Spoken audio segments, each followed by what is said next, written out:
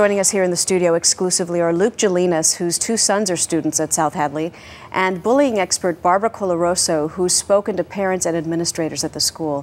Good morning to both of you. Thanks for taking the time. Let's start with you, Luke. I know that Phoebe was in your son's French class. What was his reaction to her death? He was deeply saddened and deeply hurt. And to the arrest of these 9 classmates? I think we're all relieved and saddened at the same time. Relieved, of course, for Phoebe's family, and relieved that this didn't get swept under the rug like a lot had anticipated. And also saddened for the family, saddened for our loss of Phoebe, and saddened also for the parents of the children whose names have been published with the charges next to them. This has not been easy on us as a community, and I'm sure it's not easy on those parents this morning. And my heart goes out to them as well. I know that you, in large part, blame school officials here because your son had been bullied at the same school. You say a lot of other students had as well, so much so that you spoke out and called for the resignation of the principal and the superintendent. Why do you blame them, and what was their reaction?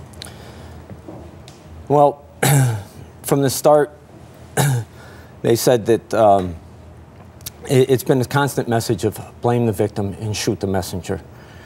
We've tried to bring accountability. That's been our message right from the beginning. The girls involved in this, sure, they were wrong, but they were kids. These are grown men that are paid to do a job. This is a very prevalent problem. We've had it in our community for some time now. It was recognized 3 years ago.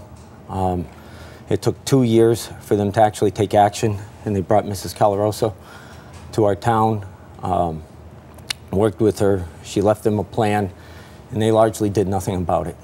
And 3.5 months went by, and then we lost Phoebe. And then Barbara came back, and she tried to assist us in our efforts, and they pretty much rejected her.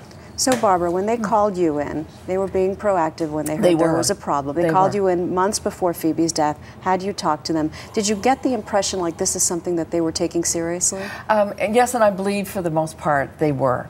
There had been a death of an 11-year-old in a community not far from there, and they wanted to get on top of it. And I spoke with the educators and parents in the community about how important it was to have those 3 Ps: strong anti-bullying policy, procedures in place that protected targets and held bullies accountable, and programs in place that would say no more, not here, never to mean and cruel, and teaching young people how to stand up and speak out. But we have to model that for our kids. Right.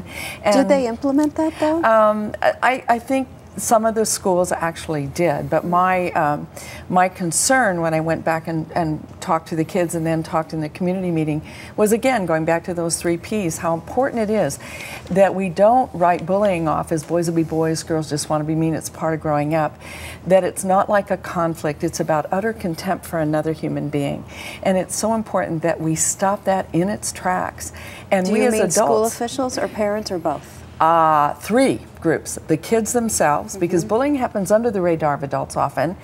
The parents, because you have to be taught to put somebody outside your circle of caring and make them an it, so you can do anything to them and not feel any shame or compassion. And school officials. We have, as educators, I'm an educator, a legal obligation to keep our schools safe for everyone. I want young people to know, and there were some teachers that acted very quickly, no more, not here, never in this school, that this is safe harbor for every child. You don't have to like every kid, but you must honor their humanity.